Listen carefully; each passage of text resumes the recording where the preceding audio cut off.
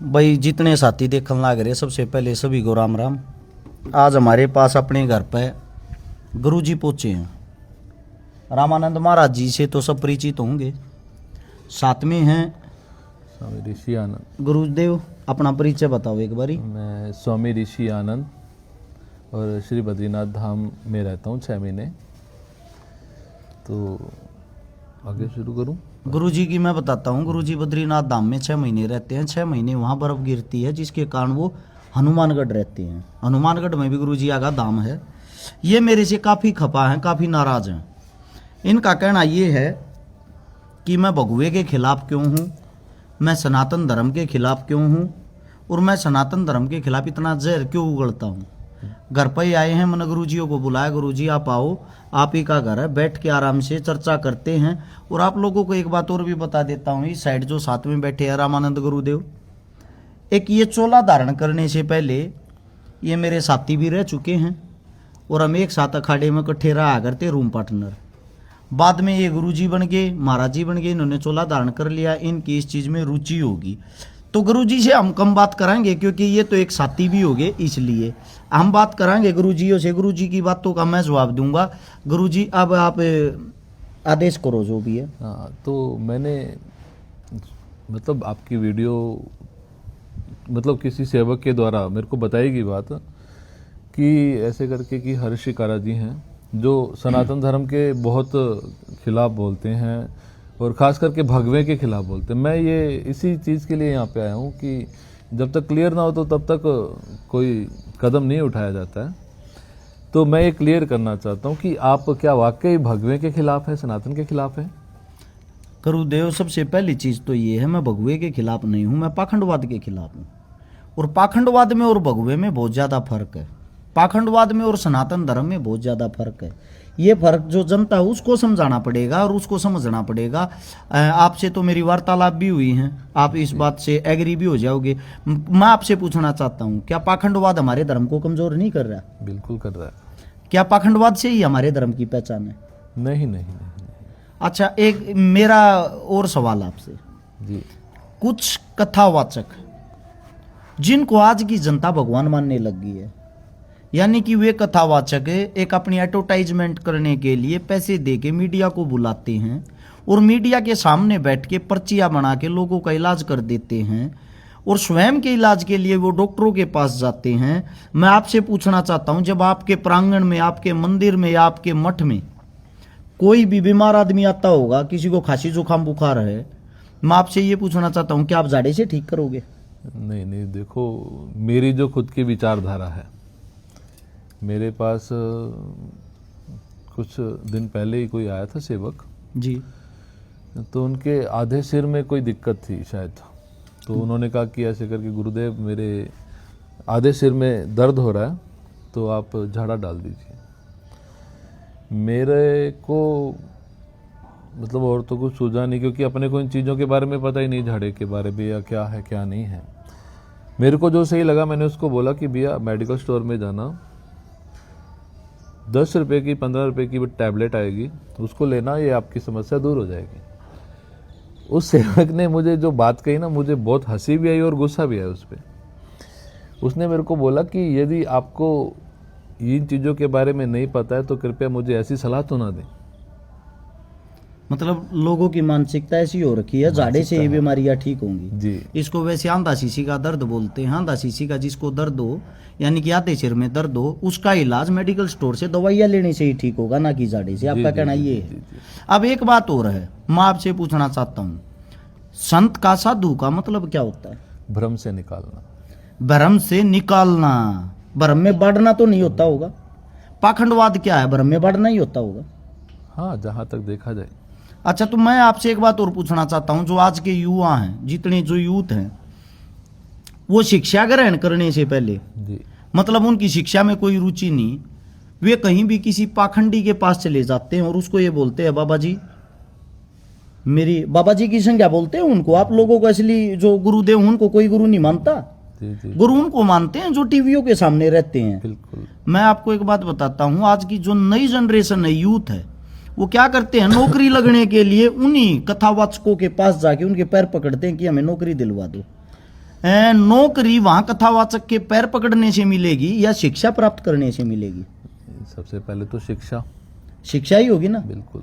तो मेरा जो कहने का तात्पर्य है, मैं लोगों को जो समझाना चाहता हूं, मैं यही बातें कहता हूं कि भाई जो पहलवानी करता है उसको पहलवानी करने से ही ख्याति प्राप्त होगी, बिल्कुल, ना कि वहां जाके कथावाचकों को पैर पकड़ने से। दूसरी चीज ये है, आपको ये नहीं लगता ये जो कुछ कथावाचक जो कहीं पे भी कथा करते हैं, अपने आप को धर्म प्रचारक गुरु बताते हैं, वो जी, उनकी जो प्रॉपर्टी है, वो प्रॉपर्टी अगर आप कभी सरकार से उजागर करवाने के लिए कहो या चेकिंग करवाओ, वो एक बार कथा करने के 1 करोड़ रुपए लेते हैं।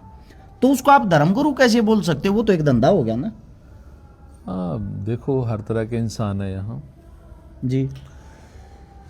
अब दुनिया में 50% लोग भगवान को साक्षात भी उनके सामने प्रकट हो जाए ना, उनको भी ये कह देंगे कि आप साइड पे हो जाइए, थोड़े दिन के लिए मैं बैठ जाता हूँ। ये बात ठीक है। और समाज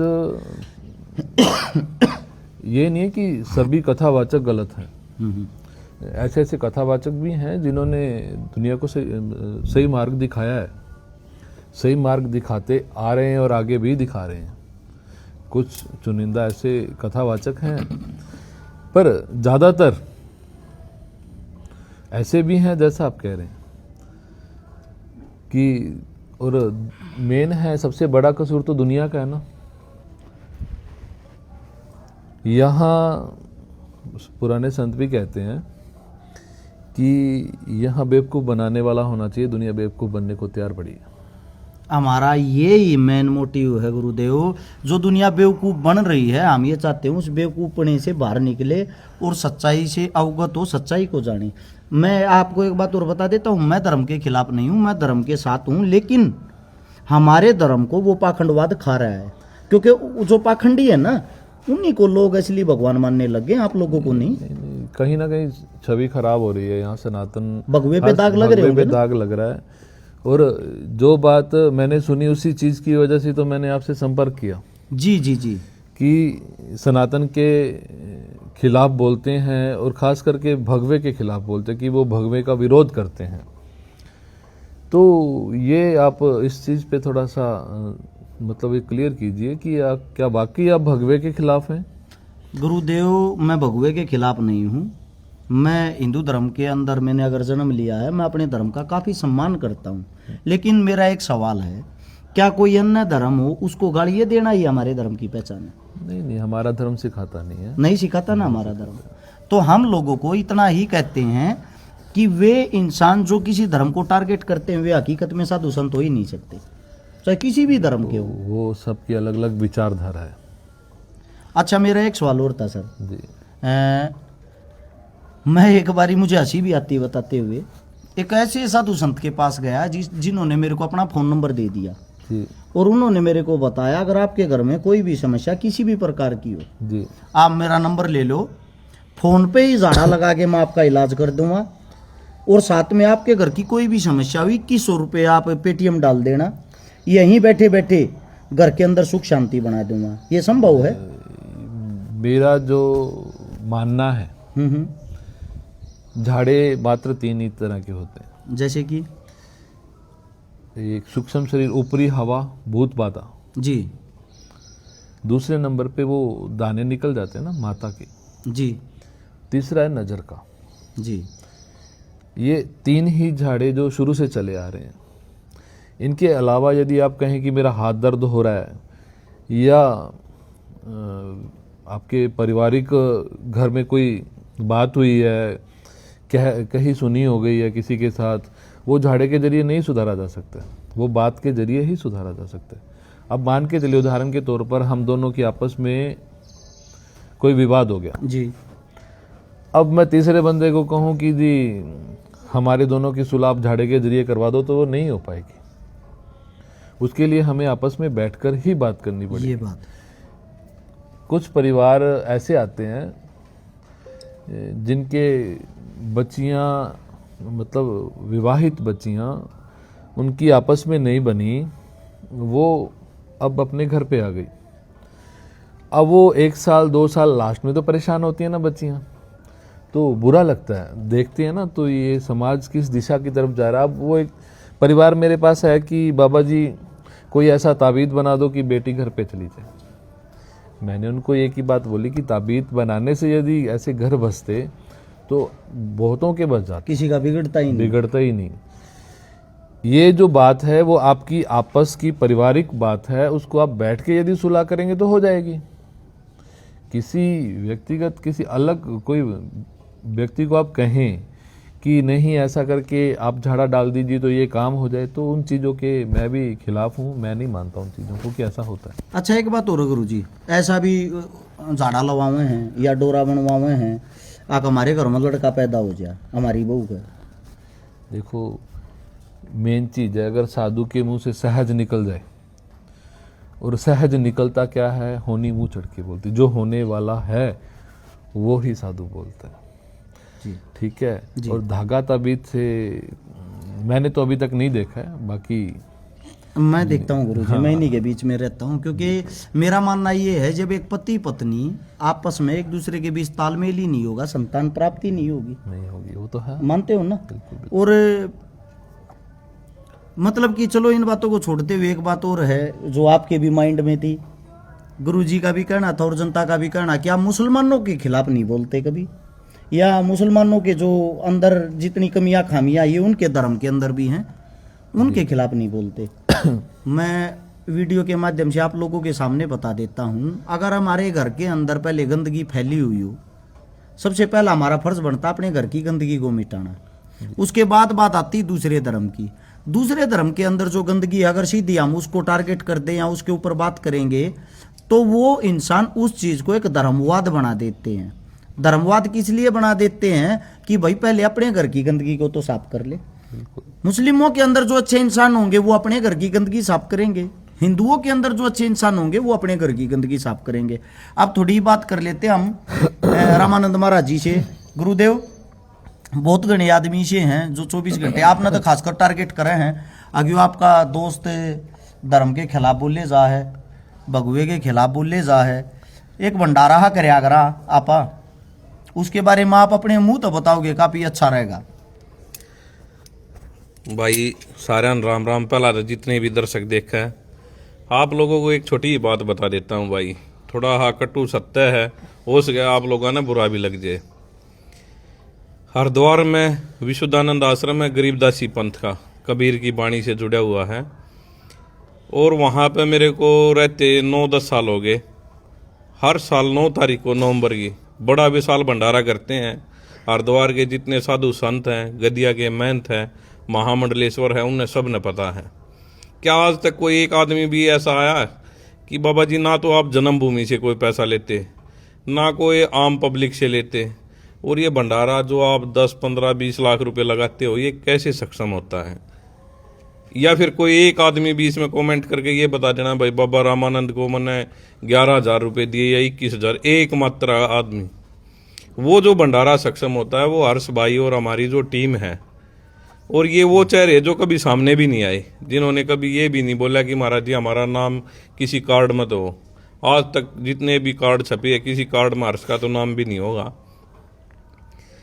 वो साधु संतों के प्रति इसका प्रेम है, और विचारधारा हमारी ऐसी है कि एक आदमी दिन में 2 टाइम मिनिमम भोजन करता है, सुबह और शाम।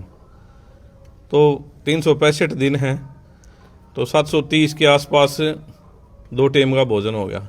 भाई को यही कही है कि अंजल साहिब रूप है। मैं नहीं कह रही, कबीर की बाणी कह रही है कि भाई भूखे को भोजन और पानी पिला दो, इससे बड़ा कोई धर्म नहीं है, ना कोई जाति है। रही बात धर्म को लेकर, हिंदू मुस्लिम को लेकर, सपोज करो मेरा अटैक आ गया, अभी सोनीपत हूँ, डॉक्टर के पास जाएंगे तो मैं क्या डॉक्टर से ये पूछेगा भाई बाबा जी का इलाज करना आप हिंदू हो या मुस्लिम हो? हर धर्म में अच्छे इंसान है, हर धर्म में बुरे इंसान है। आप ज़्यादा डीपली जाओगे तो आप लोगों ने बता देता हूँ, प्रयागराज में भी हमारा शिविर लगता है, उसमें भी हम डोनेशन करते हैं।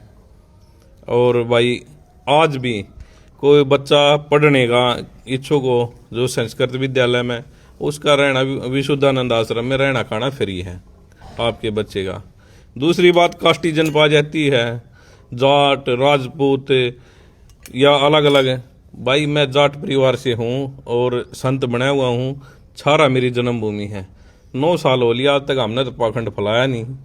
और कोई एक बालक भी ये कह दिया कि हाँ भाई बाबा जी ने कभी झाड़ा लगाया। ज़्यादातर ओलंपियन पहलवान मेरे टच में रहे हैं। अगर ऐसी कोई पावर है तो मैं अपने देश को बहुत ज़्यादा मेडल दिलाऊं भाई। या फिर चाहे कोई भी जो ये बाबा ये नहीं कहा भाई झाड़ फूक से हम ये हो जाएंगे, मैं उनके लिए हाथ जोड़ के भाई रिक्वेस्ट करूँगा कि बाबा जी जब आपके पास इतनी बड़ी पावर है तो आप इन पहलवानों ना आगे करो, ओलंपिक में मेडल लेकर आओगे, उसमें भारत देश का नाम भी होगा। तो बहुत सी बातें ऐसी है जो सोशल मीडिया पर हम दिखाते नहीं, ना बताते, जिसके कारण हम ये सोचते हैं कि भाई अपना सनातन ही पीछे जाएगा। तो आप लोग का दिया ही बिनती है कि इस तरह के कमेंट ना करा करो भैया कि भाई इन चीज़ों के विपक्ष में है, बहुत ज़्यादा सपोर्ट करता है। हरिद्वार के जितने भी संत हैं उनको पता है कि भाई क्या अपनी रेपुटेशन और क्या हम कार्य कर रहे हैं। तो अपनी एक मुहिम है कि समाज को एक अच्छा मार्गदर्शन करवाना है और अच्छे रास्ते पे।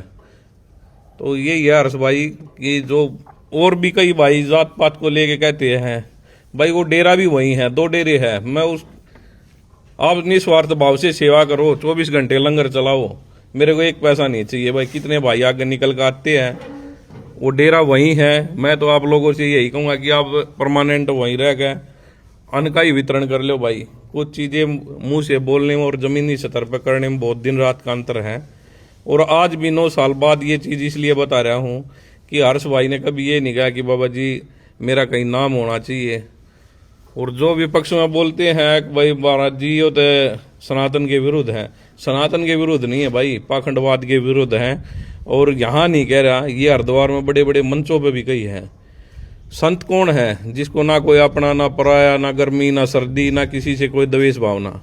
संत की डेफिनेशन ये है कि भाई संतोष, वो किसी के अंदर है नहीं। मायाधारी संत हो रहे हैं, किसी ने 500 रुपये या 1100 दे दिए, उसने गले लगाते हैं। कोई 10 रुपये देने वाला या फ्री में दर्शन करने वाला तो भाई बाहर दे धक्के मार के काट दे है। आप ये चीज़ें एक छोटे ये पौधे लगे हुए हैं अभी, जैसे खाटू श्याम का क्रेज चला हुआ है, नव सावरिया सेठ का चल गया, तो वहाँ गुलाब का फूल लेके जाओगे 1 इत्र। यार जिस परमात्मा ने इतनी बड़ी दे दी मालिक ने, वो क्या हमारे गुलाब के फूल से खुश होगा भाई? अब इस पर भी नहीं कहोगे बाबा जी गलत बोल रहा है। फूल पे मैं बोलूँ थोड़ा जी सा। जी जी जी जी। असल में कौन सा फूल चढ़ाने की बात हुई है? गुलाब का नहीं, जी, ग्रंथों में किस फूल को चढ़ाने की बात हुई है परमात्मा को? वो तो आप ही बता पाओगे गुरुदेव। हृदय कमल। हृदय कमल जो सबके पास है, एक ही फूल है सबको परमात्मा ने दिया है, वो है हृदय कमल। वो चढ़ाने से मतलब अपने आप को अर्पण करने से ही परमात्मा संतुष्ट होते हैं। यदि अर्पण करना ही है तो अपने मन को अर्पण कीजिए। अपना मन देने वाला, हम जिसको मन दे देते हैं ना, वो हमारा गुलाम हो जाता है। नियम है, मन देने वाला दूसरी लेने वाला, कई चीजें जिसको हर्ष मन भाई, दे दिया वो गुलाम हो जाता है। जैसे जो हमारे पिताजी थे, दादाजी थे या बड़े बुजुर्ग थे, हनुमान चालीसा करते हैं। अब कोई एक नया लड़का आवा है, वो कह दे जी इसमें तो ये 4 सेंटेंस गलत है, तो क्या हमारे बड़े मूर्ख थे भाई जो उसका दोनों चीजों को मानना? गीता में लिखा हुआ हानि लाभ जस अवजस और जन्म मृत्यु, ये 6 चीजें कभी भी नहीं कोई टाल सकता। या तो वो गीता झूठी है, या फिर जो ये पाखंडी बाबा ये नहीं हुआ भाई तन्ने मन ने तू मौत से बचा दिया, मैं तेरा ये कर दूंगा। गीता को आप पढ़ोगे तो इसमें यही आओगा कि हानि लाभ जस अवजस और जन्म मृत्यु, इनको कोई नहीं टाल सकता। तो मैं एक ही बात कहता हूँ, प्रेम का संदेश है। और भाई ये कमेंट कर तो कोई भी कर दे, जमीनी सतर पर अच्छा कार्य करके दिखाओ। आप अपनी नगरी में करो, अपनी जन्मभूमि पे, या अपने सर्कल में जो भी आपका क्षेत्र पड़ता है उसमें सभी को।